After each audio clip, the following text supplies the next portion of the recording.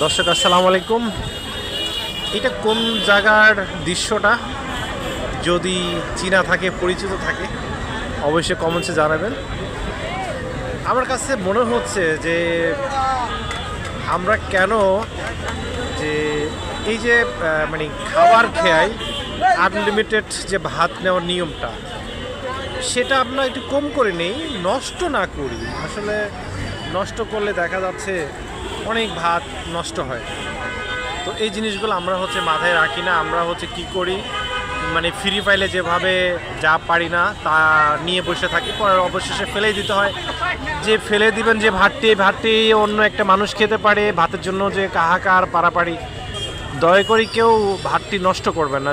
যতটুকু পারবেন অতটুকুই খাবেন, কারণ উনি তো না নিষেধ করতেছেন না যে আপনারা খায় না। দেখেন এই মাথার দিকে প্লেট নিয়ে বসে আছে বৃষ্টির ভিতরে, তাও দর্শক প্রচণ্ড বৃষ্টি হচ্ছে, বৃষ্টির ভিতরে বসে আছে।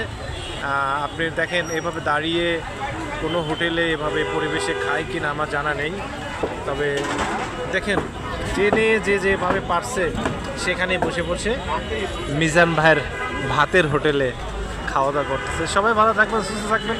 ভিডিওটি ভালো লাগলে অবশ্যই আমার ভাইয়ের, মানে সোজা কথা ভাইয়ের সালাম, সবাইকে সালাম, আমার পাশে থাকবেন দয়া করে সবাই।